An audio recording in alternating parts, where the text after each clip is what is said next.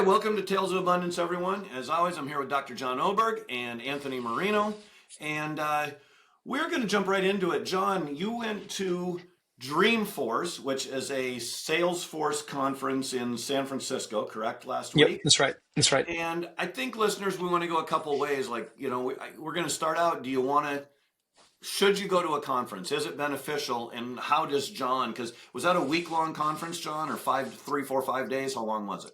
Yeah, I mean, there's a pre-conference on Monday. The conference goes Tuesday, Wednesday, Thursday, and then most people fly out, Thursday night, Friday. So 3-day conference, 1 day of kind of pre-conference activities, and so 4 days. So I think we want to get your mindset on that, and then I had asked you yesterday when we were talking your three biggest takeaways. So we'll go into that, and if we have time, we'll get into some other topics. So let's jump into it, John. The conference, like what is your approach to maximizing a conference, right? Because one of your great abilities is you have systems and processes for everything. So it doesn't shock me that this too you have Dr. John's way to approach a conference. So.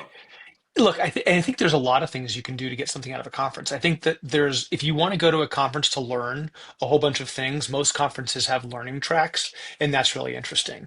I think that if you want to go find what's the state of the art, meaning like what's the newest, latest thing that's happening, I think that's a thing you can go and get out of a conference. If you want to go and network with people to make new relationships, I think that's a thing you can get out of a conference. I think if you want to go and you want to deepen relationships, that's a time that you could do that. If you want to go and meet with people other than just salespeople for a company that's a vendor to you, I think you can do that. And so I think that you have to, and there's probably lots of other things you could do at a conference as well as an attendee. And so I think whatever it is that you want to do, whether it's one of those five things or something else, I think you just got to be clear about what you're trying to get out of each day at the conference, because there's generally events that could start very, very early in the morning. Many go late into the evening. It is in my experience, a very energy intensive endeavor if you allow it to be. And for me, I'm always looking on, the return on my invested time. Like if I'm going to invest time, energy, money into something, what is the thing that I'm going to get out of that time, energy, and money? It doesn't always have to be time, energy, and money. It could be learning or something else. But I think just being really deliberate about what outcome you want to have is really important. So, John, this conference in particular, what was your agenda? How did you maximize this conference? So let's give listeners some specifics. This is how John Yes. doesn't mean it's how they're going to approach it, but this is how you approached it and with what outcome in mind. Totally. In different conferences, I have a different approach, right? But for this particular conference, there's 50,000 attendees. There's a number of learning tracks, and there are a number of people that I have relationships both at Salesforce and then outside of Salesforce. And so for me, I had the opportunity for me and for one of my team to speak at the conference and get kind of airtime in that way, which was a really wonderful experience. We're very grateful for that to be able to, and that meant that there was a number of things we did pre-conference to get prepared for that, new relationships with other Salesforce customers, with Salesforce employees. That was really beneficial. For me, I also had some learning tracks that I wanted to go down. There were some technical learning tracks that were really important. And then there were also a learning track I learned about at this. So this is my second time at the conference. There was a learning track I was unaware of at the conference that I want to join next year. It's called the Executive Learning Track. I could have been invited to it, didn't know to ask to get invited to it. And so next year when I go, I want to make sure that I get invited to that particular learning track because it's going to have access to a different group of people that I want to network with, not Salesforce employees necessarily, but other customers that I want to make contact with to expand my network. So I didn't even know about that learning track. Then there were a number of things I wanted to learn about the product itself. They had this kind of trade show like environment. So I wanted to learn what Salesforce was doing from a product development perspective, but they also had lots of other vendors that came in, and I wanted to learn what other people in the industry were doing as well, so I could understand again the state of the art. So, the art being how people are using platforms to build their companies, and then what's the state of the latest invention? How are people using AI? How are they using things that aren't AI? And so we literally walked through these booths to find out things like what are people doing to think about what they're doing and how they're marketing it out to the universe. And so it was a pretty busy agenda. Then there was dinners that I got invited to, advisory boards that I was invited to. Happy hours that I was invited to. And so kind of all of those things and then keynote speeches about product development that I want. And so it was a pretty packed agenda. Okay. Anthony, I mean, you've been to conferences. What's your approach at conferences? Yeah, I'm such a skeptic about. I used to call them the boondoggles. And I'm not a fan, to be honest with you. Historically, industry conferences were just that. They were just, kind of meet and greets and, guys going to Vegas and having a good time and doing it. This one's different. This one is extremely well structured. There's a lot going on here, and I think times have changed. These aren't vanity conferences. And doing my research with Dreamforce, there were 1,500 sessions across 3 days, with keynotes, That's breakouts, right. hands-on training, and so forth. I mean, that is the amount of what struck me was the amount of planning and the cost of this thing must have been. I mean, they must spend all year putting this thing together. So kudos to these guys for putting this thing together. Now, what they got out of it? What did Salesforce get out of it? With 50,000 people, and I'm sure many of them were customers. They have. They're deepening their relationship with customers, and they're learning from their customers what changes or what needs that they're not meeting. So my experience with mostly industry, and like I said, I didn't get a lot out of them. This one, I almost think I want to go to this next year, because there has to be some learning, some networking, um, that I could have done. From the perspective of our listeners, the things the things that came out of this, John, things like agents over co-pilots. Yeah. Well, let's let me slow you down. We're gonna get into it. We'll get into his takeaways. So Okay. let's slow down and you Yeah, can. I do want to talk about the difference between an industry conference and a company conference. Like, I do Yeah. think when I've been to industry conferences, I only found those valuable when I had set up one-on-one meetings at that industry conference before I ever showed up on site. So Yeah. industry conferences were really helpful for having a highly concentrated group of face-to-face meetings with lots of people from different cities, where every 30 to 45 minutes I had another meeting. I had 6 to 10 meetings a day, and it was generally very well agended meetings. So whether it was a sales call, product development, whatever it was, like that's the only way that I've had a really productive experience at an industry trade show, or Yeah. learning the state of the art, where you can go in through and look and see what people are marketing, what developments they're having. But it's always very well curated in terms of my time when I've done it well, and I've not done it well lots of times. All right, Yeah. It's a lot. let me move us on. Let's. I Yeah, don't want sure. to spend the whole call on about conferences. I did want to hit on it a little bit, but Yeah. let's move into the takeaways because I think viewers are going to find that more interesting. And if we want at the end, we can circle back if there's more thoughts on this. But John, so I asked you the three biggest takeaways. You gave me five. I think now you have Yeah. six. So that tells you about your direction following. But I'm okay with that because I'm not a real follower either. So give me your three, five, six best biggest takeaways, or we'll just start Yeah, with number one. I think for me, the if I had to kind of put an umbrella around them, and I told this when we prepped for this, was, the future of work is changing more rapidly than any time in my lifetime professionally, and so I think I've been paying attention to the future of work for a long time.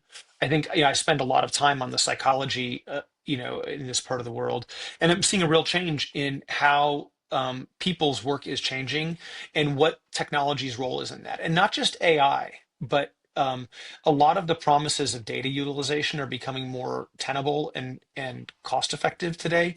And I also had a lot of takeaways about what that, shocking as I always say this to you, like what that means for me and for my client companies and my companies, and what things we have to do to better leverage these tools.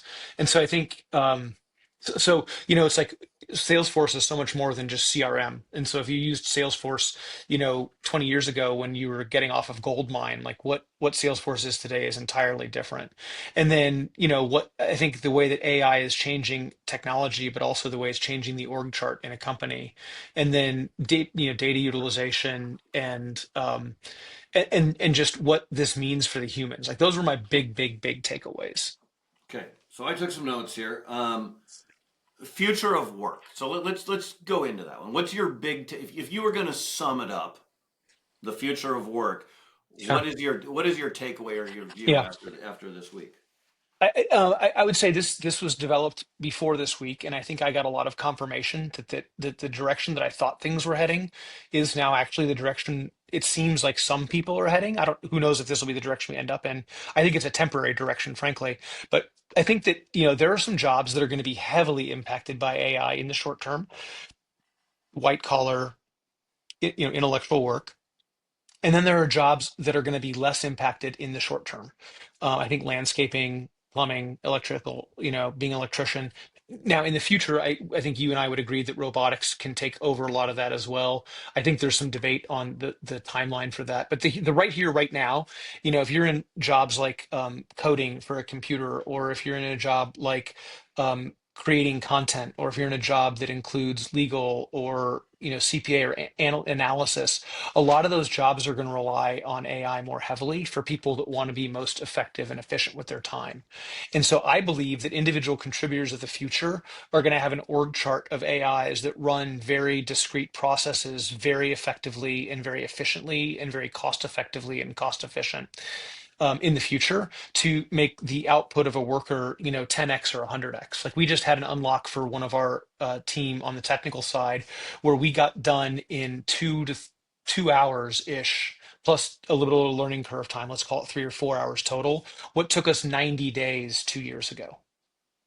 So Yeah, just think about that for a minute. 90 days of work we were able to get done, start to finish, the same A to Z in 4 hours. it's amazing. I Now, I mean, think part of that was the that, work ethic of the person doing the work 90 days ago, because it was two different people doing the work. So I do think right. I think there's some work ethic efficiencies that happened. Let's call that 50% in a ridiculous world. So you went from 40 days to 4 hours. But it's funny. I had a call with my team this morning, and we were just talking about AI and how to use it more, right? And we came up with two or three things on that call that I hadn't thought of. I just started asking people like, "What don't you like doing?" And they would give it to me, and I would start taking prompts and putting it in. And there were some things we solved, like on that, right? And Yeah. my thought was great. Now you have more time to do what you're good at, what you like. Maybe it's you have more time to prospect, or you just got more time to go spend with your family or work on your Sure. hobby or do whatever else it is too, right? Like whatever it is that floats people's boat. But to me, that's really exciting, right? When we talk about abundance, you know, my vision of abundance in a lot of ways is a place where the robots are doing the work. We've Yeah. got, probably even robotic farms, the price of food production comes down, everything goes down, down, down. And we are able to work on what we truly want to work on, which I think has some challenges for people that have been Which focused on it's work. not But that, and that's not a new idea, Randy. Like 120 years ago, people didn't have dishwashers. People didn't like washing dishes, and now most people have a dishwasher, and it does the vast majority, but not all of the work. right. And And that then happens in companies, manufacturing so plants with like, all of the different conveying systems. And so like this is not a new concept. talk more about the org chart because you've been saying this. I don't think it's the first time you've said it here, but I don't know that everybody fully grasps it. Like you're literally talking about a role, like maybe it's a customer service role. Okay, like Well, no, it's I it's much. Yeah, I mean, I'll just give you a real example. So right now we have someone who's going to be doing some marketing stuff for us, and there's a whole bunch of discrete things that they need to get accomplished. And so for each of those kind of things that we can make agentic, the agent, the AI, gets a job description, and the job description is slightly different than a human job description because it doesn't have the same company description. The company description is written for an AI to give it context, not written for kind of the same emotional reasons you might give for a job. And then it has the job description, which is a much smaller job description because it's doing one specific thing very, very well. Then we added to the job description a scorecard for that particular agentic process. And then we added a very specific standard operating procedure for that agentic process. And that becomes the context for the prompt to build that process into an agent. And then it gets tested rigorously. And I would say another thing that we didn't talk about coming out of the conference is there is a limited amount, not a ton, but there's a limited amount of overconfidence with AI that's dangerous. And so I talked to one person and they're like, I can get an AI to do this, that, and manage my healthcare. And that's where I have, domain expertise. And I was like, whoa, like danger, Will Robinson, danger, because if an AI hallucinates there and you listen to that without seeing a medical provider, you can get yourself into life or death problems, right? Like if you take too much of a drug or a supplement, like it can cause real irreversible So I think that, there's high consequence and low consequence ways to apply AI. And inside your domain of expertise is lower consequence. Let me ask you a question about that. I'm playing devil's advocate as much as I am, probably more than You I want never, to, you never do that, but I Randy. do want to play devil's advocate with this. Okay, AI hallucinates and it makes mistakes, granted. Yeah. Well, you know who else makes mistakes? Human doctors, right? We've all heard stories. At what point, like how close are we with something even that serious where the AI, the mistakes will be less than it will be with the humans? Yeah.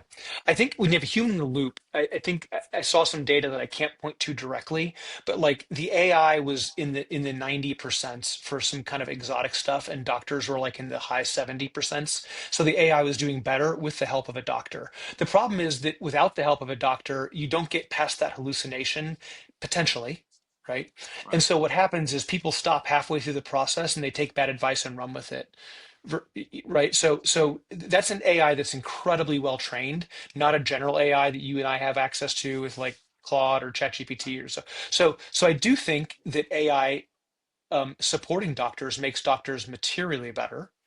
I think that cutting domain experts out of the loop right now in low consequence scenarios is low consequence. In high consequence scenarios is high consequence. So my guidance to people is like just do it in places that aren't going to cause irreversible damage.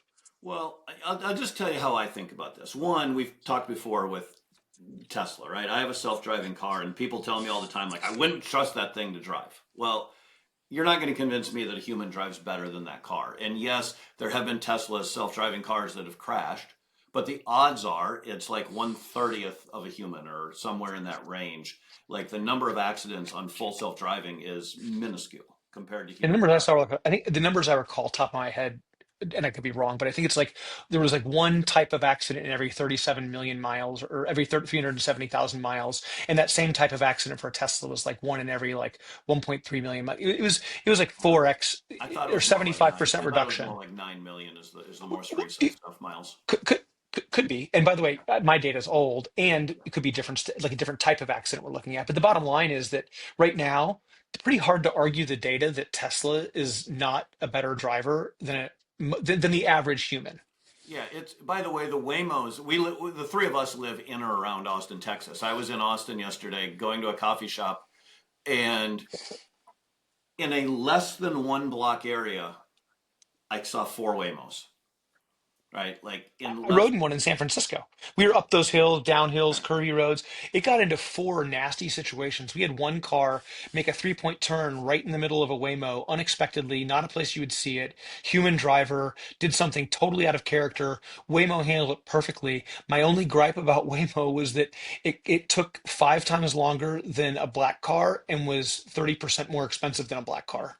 And so it was like I can go take a limousine for less cost and less weight. And so I think that's Yeah, there was a miss on Waymo's part when I was it's there. coming. So, but you know what? Anyway, what I was going to say too, the way I think of it, I'm actually working inside in my business on a AI answering a machine to starting out to answer calls after hours, right?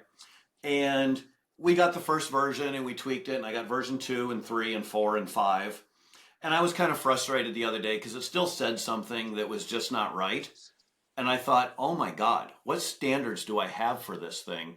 Like, this is better than almost every human in my organization right now, right? With all the tweaking we've done.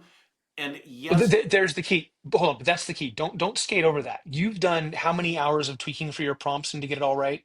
I don't know. I got somebody else doing it. But but I've spent an hour, and somebody else has spent several hours though. But to your yeah, point, and so that's I think one of the great things I heard at Dreamforce was you should treat an AI like it's a fresh out of college, never been trained before, has wet behind the ears, never done it before intern. And if you took an intern and put them into a job that has never been done in your company before and didn't give them instructions, you would expect them to fail. Well, an right, AI is a brand new intern, right.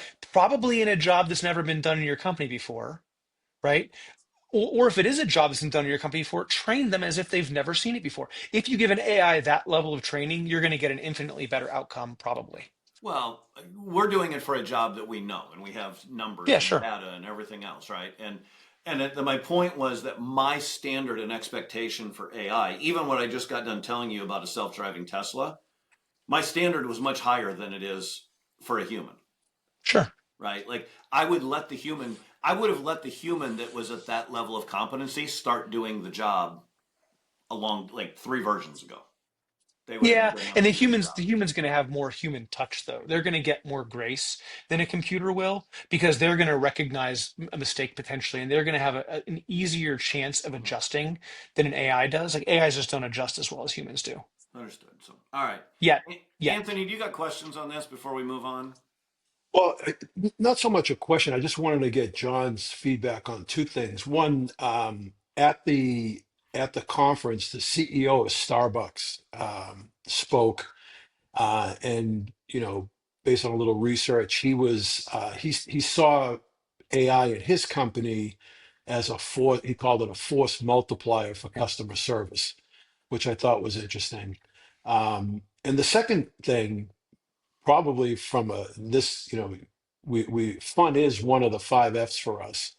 How was the Metallica concert? So no idea. I went to see Benson Boone. Who's Um, Benson Boone? I don't know those he, guys. he's a new 20 something kind of pop. Looks like Freddie Mercury does backflips off of a piano during his concert. Dude must have done like 5 or 6 backflips and a front flip, and he's like a teenage heartthrob. And the people that I were with wanted to go see Benson Boone, which I was happy to do. He is an entertainer. Like I don't know his music, but in terms of like just entertainment value, you talk about high energy. Like I felt like I'd had caffeine for 2 hours after watching that dude. Wow. Like he was, and I gotta tell you, like I'm he he's a good looking man. Like the dude is in like water polo shape.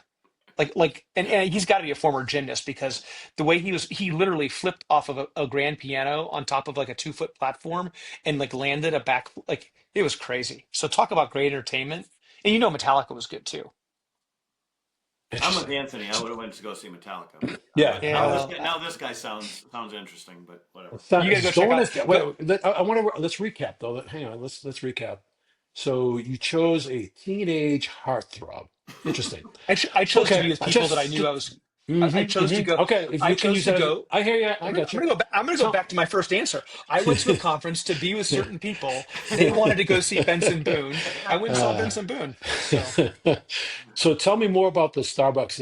Starbucks is an interesting case study, and I know it's a little bit on yeah. the edge of what we got started here, but I'm interested in they're struggling, quote unquote, struggling around the stock price. I don't think they're personally. I don't think they're struggling in terms of their customer service or in terms of the quality of their product, but they're trying to grow the company, and I'm wondering. You know, AI, automation, robotics, and all those things could come into play in a company like that. Did you have anything to say about that? I out of 1,500 different sessions, I didn't see that one. So that was not one of the Oh, ones I attended. Yeah. So, but yeah, but I will say this: think about a consumer business like Starbucks, the number of visits they have, and how much data they can collect with humans versus how much they can collect with an AI in terms of like what the product needs to be in the future. They had a When they started as a company, they wanted to become the Italian coffee shop that people could come and sit and have an experience they were willing to pay for, which is how hmm they justified their premium. That's what they started as a company. Then what they did is they had some problems and they started shutting off internet, not letting people sit down, taking all the comfortable furniture out of their, and it really had a negative impact on the experience and the brand. And then people moved away from it because the coffee for a coffee connoisseur is not a high quality coffee. Now, to me, it's great. I go to Starbucks all the time, love the coffee, but I'm not like my friends who love coffee who don't appreciate that level of coffee. So I think they really have to reinvent their experience or whatever it's going to be that people are paying the premium for, but it's certainly not where they started. They yeah, moved away from that deliberately, and some people might call that a strategic mistake. Other people might say it was an evolution that had to happen. I don't have an opinion about that, but AI is going to allow them to take infinitely more data points than they could take with human analysis from both a collection perspective and a consistency of collection perspective, and also get an analysis that's more objective than if they tried to pay for that with humans, in my opinion. So yeah. That's that one of the things. Hang on, that's one of the things that Mark Benioff, I think Benioff, it's Benioff, yeah. Benioff. talked about in terms of he called it data is a moat. And That's right. he had another way of approaching it that, you can have all the data in the world, but if it's not well organized, and your AI isn't being fed clean data, it's really you could create tremendous problems for yourself Let's by get in. doing this. I don't know if now's the time, Randy, but let's come back to that exact point because Well, data data is utilization was one of your topics, so I thought this was a that's right. natural transition into Yeah. data Yeah. utilization, is what I was trying to say. Yeah. Yeah. I mean, look, here's the thing. Um, One of the things I fear about a non-Salesforce platform is that if I go to a place that has a singular model that I have to use, and I commit to that model, the chances of another model bypassing that model and skip stepping, like it's just there's a very high likelihood that's going to happen.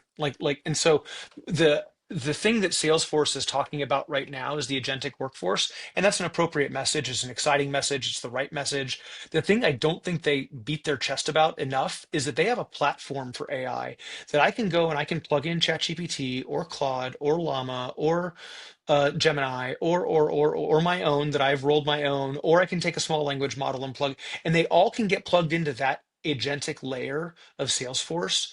And then all of the Salesforce data that then becomes available, which by the way is not just data inside Salesforce itself. They have Data Cloud, which allows you essentially to grab data from wherever. They have MuleSoft connectors that allow you to get data from, I mean, I can't imagine a place it can't connect to. And they have something called a zero retention, zero copy model.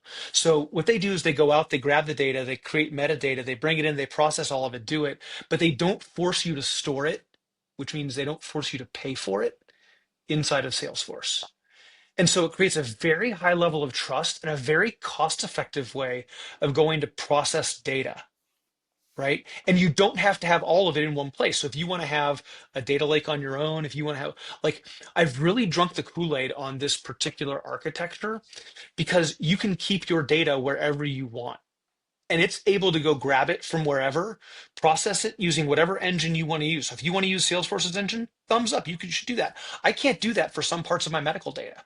I've got to do something where I've rolled my own. And so therefore, we use our engine where it's highly autonomous and highly customized and highly protected because it's patient data for us. And so they give me that flexibility to not have to like use only their stuff. It's almost it's not open source, but it has that same feeling of like I have so much flexibility. And I think that's going to be one of the keys for a company like Salesforce, where they have a platform that's essentially, I don't want to call it open platform because you got to get into it, but it really is a platform that allows you to play with it however you need to play with it to make your business work. I get nervous about like other places where it's like you have to come use all of our agents, all of our platform, all like I'm really nervous about that going forward in the future with all Well, the innovation that for we're me, having. this is a privacy freedom. There's a lot of things in the world where people are infringing on that in multiple different ways that we won't get into today. But anything that's a step toward people being able to keep their information private and not, be the customer as you are on social media and everything else, I'm a fan of. By the way, Mark Not being Benioff, the if you're product, you mean? listening, we would love a Not. sponsorship from Salesforce because John is more than happy to promote your company and is a big believer, and those are the types of sponsors we're looking for. So just That's a cool. shout out in case he's listening. I was going to send it to him. Now I'm not sure I can. Okay. Teasing, joking. I'm still happy to send it off. No, look, I think that they've made some architectural decisions that to me were incredibly forward looking, and they did that both inside their product with the way they've designed the product that we're using. It appears to me they've also done that kind of more holistically and broadly for the person consuming and using the product. And that's just really refreshing for me. Like I don't see every company doing that. I think they, as much as any company, want wallet share and mind share. And that's understandable. They're a company. They've got to drive shareholder value. Yeah. But I do appreciate they have, I'm not sure if you guys have watched this session online called True to the Core, but they've had like 20 something Dreamforces. My favorite session is True to the Core because all they do is have an open mic and they take feedback from people. And they have like some people that are like now well-known feedback givers, like they know them by first name. And it's a group of very senior executives who get up there and they take it. They take the product feedback, the good, the bad, and the ugly, and they respond to it. And last year when I went and watched it, they took a bunch of feedback, and this year they came back and reported back on what they did about it. And some things they did a really good job on, and some things they failed at. But like, I think that's really smart. Benioff in one of his keynotes talked about like all the different customers he was with the last 3 weeks. He seems to be tirelessly out there talking to people to improve the pro. Look, I think he's a great visionary for what's happening inside this space. And like any founder, I'm sure he has quirks I don't know about. But I mean, gosh, in this particular space, for the architecture and the things that I'm seeing with my company and the companies that I have as clients and who I consult for, they're doing a lot of smart things. There's things they could do better, but they're doing a lot of smart things. All right. Let's. What are your other takeaways? What humans? What it means? Or am I missing one? I think I wrote down four, and I think you had five or so. So I might have. Yeah, I think humans like and this is not something I've said. This is something that I've heard somewhere else, and I'm repeating it. But AI is not going to replace humans. Humans will not be replaced by AI. Humans will be replaced by humans using AI. Like I think that is a really, really true statement. And so I think a lot about what this means for my kids, who are 22 to 14 at the time of this recording, and what I need to be talking to them about their career development. And even the way I was thinking about that 6 months ago has changed. And 2 years ago, I was telling my son, you need to either get into like writing computer code or getting into things where you're really, the interface with other humans outside the company. And now I'm like, man, forget that part about coding. You really need to be being part of that really that critical human interface where wisdom is the actual currency of the day rather than intellectual processing. So I think it's changing super fast. Yeah, I Well, think it. he said the CEO talked about the human touch, even in support, even as Mhm. support and back office tasks are getting automated. But his quote was, "Whatever you automate, keep your relationship time sacred." So it's to your point, John, of humans using AI replacing humans. The you know AI can do the things that we don't want to do, right? So, Yeah, but yeah. your relationships, AI is a machine, and we don't have. It still has to be prompted. It still has to be talked to. It still can, it can improve upon itself after the first set of prompts and so forth. So I found that interesting. But I want to go back to something you said, which it Well, struck a let me react nerve. to that. You said Okay. something real quick. So relationships are key. It's also the skill set that's atrophied in our society over the last 60 years. Mhm. And one way that AI can help with that, Randy, I'm now going to quote you. It's like one of the great things about AI is if you give it a shitty prompt, it gives you a shitty answer. And so if we're willing to learn from that in terms of our communication skills and take accountability for that, I think we can actually improve our human communication skills by using AI as a communication lens. And we can strengthen some of those relationship skills that have been such a problem for the last 60 or 70 years in our society.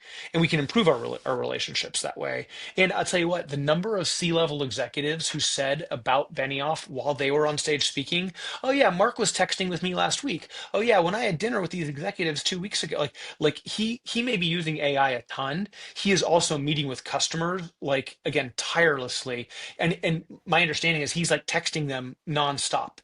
Like he's calling them nonstop. He's talking, and these are really busy people running very large organizations we're talking about. So Mhm. they prioritize relationships. There's a big lesson there.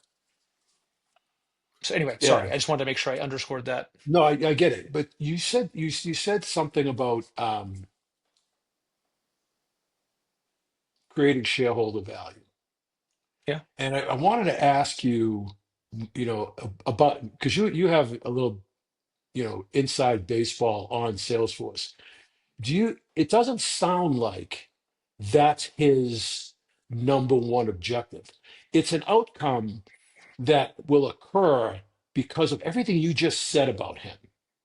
I don't think he is, gets up in the morning and says, "What do I have to do to create shareholder value?" I think, and I'm looking for either a thumbs up or thumbs down. I think his philosophy and his day-to-day approach to running a business is about how do I solve problems for customers, and that's going to lead to increasing shareholder value, because when I solve a problem for a customer, they're going to be a customer, stay a customer, and expand as a customer. And as we used to say back in the old days, that you can also grow a company, win by breathing, which meant, as your customers grow, you'll grow. So am I on, is that the way you see his philosophy, or am I off base there? Yeah, I think, I don't have any information about Salesforce as far as this conversation goes that you don't have. So I think here's what I've seen. They had an activist investor that came in a couple of years ago very publicly, and they did some things. And Parker Harris, who is one of the co-founders of Salesforce and he's the CTO of Slack right now, which is owned by Salesforce.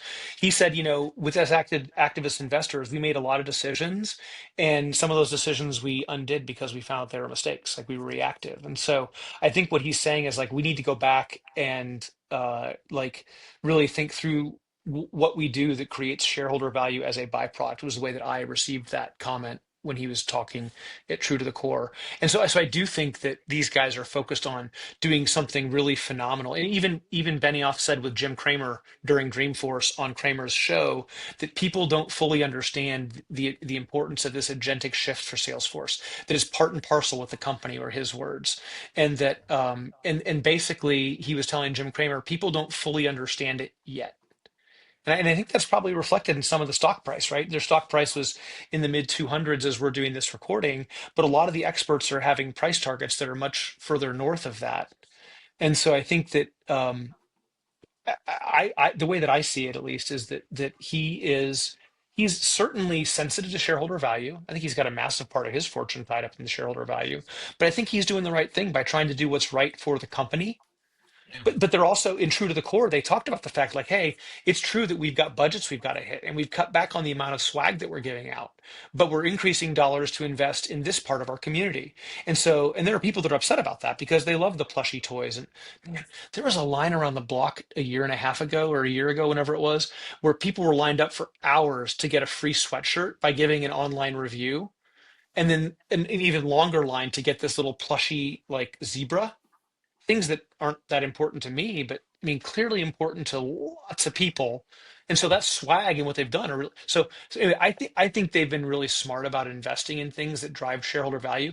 I do think like any company that's grown super quick, they've found some places they went too far and they're trying to correct course.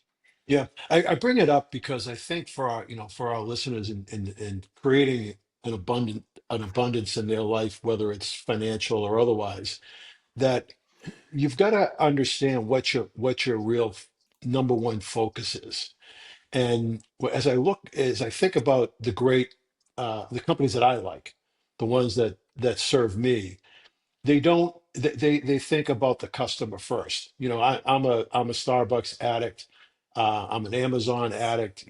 These companies, yeah, they're product companies, and they're trying to get you to buy whatever what you're going to buy. But their success lies in problem solving and serving customers first. Yes, they're highly efficient. They do all the back office work the way they do it. They do what they do, but they think about, Toyota. They create a product. Sony, these Apple. They create products that you didn't even know you needed, and Apple and Starbucks are at the head of that class. No one thought they needed 1,000 songs in their pocket, or an iPhone that could take pictures. So I just think as people listen to this, know who you are and know what you want to do and what the reason you're doing what you're doing. What is it going to lead to? It's not all about just thinking about Yeah, but dollars and cents. I agree with everything you said, and I want to pull the curtain back on that because these media shows like we're doing are so great at like, think about the customer. Yes, yes, yes, yes, yes, yes, for sure. And you also need to ask at some point in the process, what's the impact to cash flow? Sure. Like think about the untold number of conversations we had when you were running Pella of Austin. It's like, you would say customer, like you had a fanatical customer first approach. And at one point, one of us would ask, okay, and what are the financial implications? Sometimes the implications we were going to lose money in a certain area because it was the right thing to do. but more often than not, we had to have enough profit, right, to justify the investment. But there were sometimes we made mistakes that were costly to the company. So Yeah. it wasn't like we said, "Well, screw that customer. We're not going to make money." We actually said we're going to spend the money and make it right because it's the right thing to do. But then we're going to make sure we don't ever make that mistake again, and we're going to be profitable that point going forward. And so like I think there, if you're running a company, I think it's really. I heard one CEO say to me, we're not going to invest in a sales team because we're going to be a product led company. And it was so misguided based on a set of books they had read. They just didn't understand the full scope of the comment. Yeah, I know. You've got to understand the whole package for sure. Yeah. I always use the domino metaphor that, the first domino isn't it is going to lead to the second domino, the third domino, the fourth domino. You better be prepared to understand how many dominoes are going to tip over because of this decision you make right now. Um, so anyway, as you said, Yeah. I really believe in, if you make people happy, your life will be full of abundance, and that's not just in business. That's in anything you do. Yeah, I tell So, people that happiness is a byproduct of a life well lived, and I think profit is a byproduct of a company well run. And that's everything from structuring the business model correctly to executing it correctly to having a good product, all those things.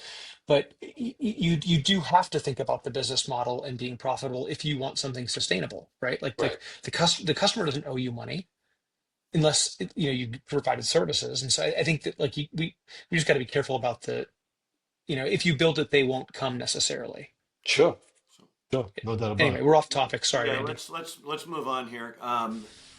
John, what is your biggest, or not biggest? What's the first thing you're going to implement? So you went to this conference, whether it was something Yeah. you learned in learning, you learned through networking. What are you taking home and implementing in your business or your life? Like, what's the number one thing? We're immediately finding small wins where we can make things agentic. And so we're taking little tiny processes and going through the exact same process. We're creating an org chart of agents underneath a person with standard operating procedure for that agent where we can measure the success and implementing it fast. We're moving very quickly and and we're doing it in very low consequence areas. So we're taking places where there's not a safety issue, there's not a privacy issue, there's not and we're implementing very fast to figure out how to build agents more successfully, and this is only going to get easier. So I think before we go, let's make sure we talk about the interaction with the computer and what's happening on the user interface. But I think we're trying to get ahead of that. And what that means is we've got to have data on paper that gives the agent context in the same way we talked about with interns earlier. Is that you getting into this before we move on, or do you want to go deeper into it? You say, Whichever way you want to go. Like you tell me. I don't want to miss the user experience conversation I had well, in let's Salesforce talk about it. because it was one of the most Go interesting. deep, Yeah, go deeper. I just I wasn't was. sure if you had more to say there or not. Oh yeah. I was in a conversation with one of the designers of Salesforce, and I said, "Hey, look, tell me what you see around the corner for like user design and experience with the computer as we look, 2, 3 years ahead."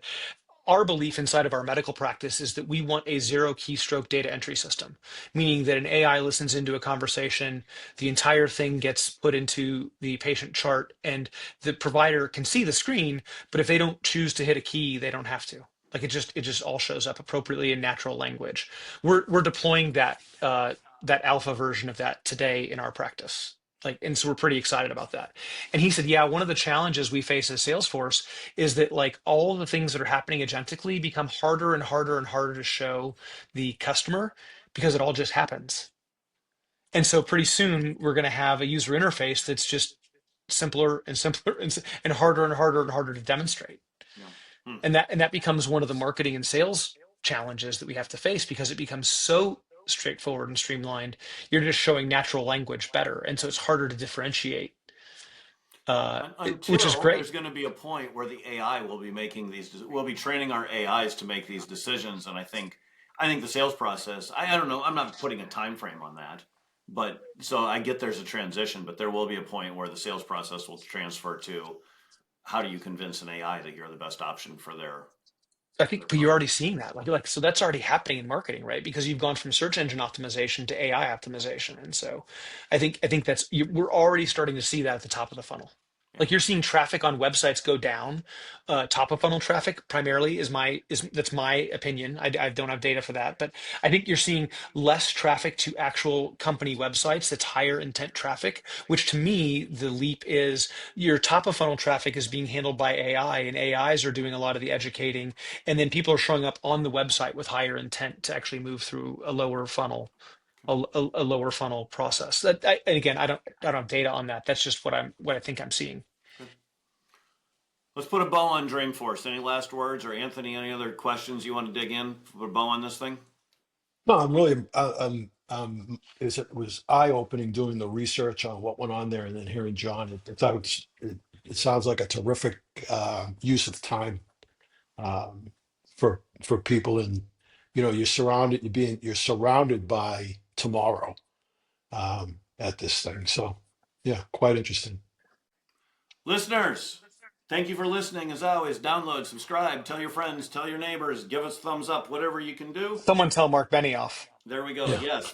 Salesforce. We are looking for a sponsor by the name of Salesforce. Would be great. John's already giving you commercials anyway, though, so I don't know why you need to pay us. We're just going to do it. We're just going to do it for free. But That's right. anyway, That's right. Anthony, John, this has been a pleasure. Everybody have a great day, and to our listeners, have an abundant week. Great. Thank you. All right. Listen and subscribe to the podcast wherever you get your podcasts. Click follow for more content like this, or go to talesofabundance.com to join our community and get free tools.